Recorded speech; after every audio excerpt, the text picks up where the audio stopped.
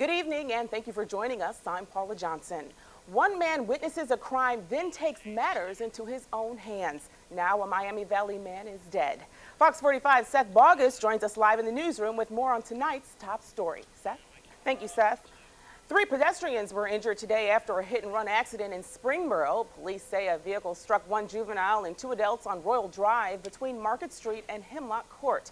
A man arrested for abducting a woman will need a fortune to get out of prison. A judge gave 31-year-old Fernando Lee North a $7 million bond in a Hamilton County courtroom today. Fire rips through a Toledo home, killing 4 people. Fire officials say 4 people escaped the fire, which started in the kitchen. But 2 women, a girl and a boy, didn't make it out. An elementary school outside Columbus is getting a thorough scrub down today following an outbreak of pneumonia. Officials at Wilson Hill Elementary in Worthington say there have been 9 confirmed cases, 8 students and 1 teacher.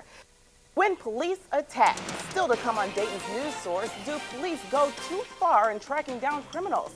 Plus, a Utah woman leads police on a high-speed chase that ends in disaster.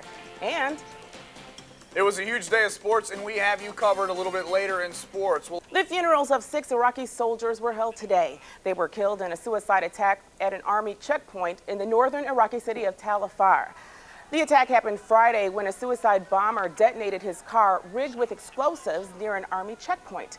This Veterans Day, the oldest living Floridian is recognized for his service during World War I.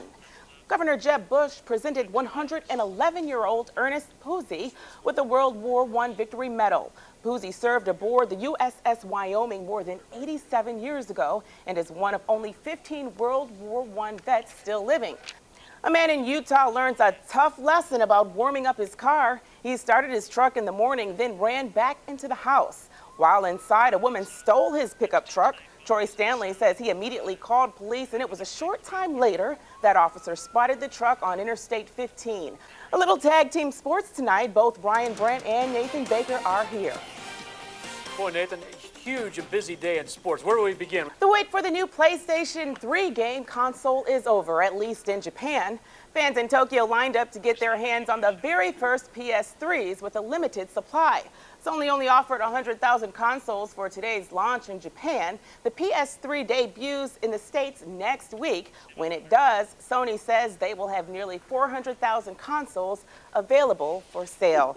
You know, it's a good thing that those didn't launch the past few days because it was really nice outside. But now, I was at Toys R Us today with my boys, and when we went out there, I saw the boxes for the new PS3. The Xbox 360's out. It's nuts. 400,000 is going to go in no time. But they do that purposely. They'll probably be lined up waiting I'm going to buy 4 outside. or 5 of them and stick them on eBay. I'm going to make myself some money. Let's take a look at what's going on tonight across the area. Hey, Maybe a rain-snow mix. on Thursday, you snow lovers, get excited. This could be a fun one. Good time for PS3. PS3. Let's talk Sony. Here we go. All Sounds right. good, Paula. Is the fight against crime worse than crime itself? Still to come on Dayton's news source, we'll tell you what happens when police attack. Plus, a man is brutally beaten by a police officer in California. And we'll tell you about one of Miami Valley's most wanted women.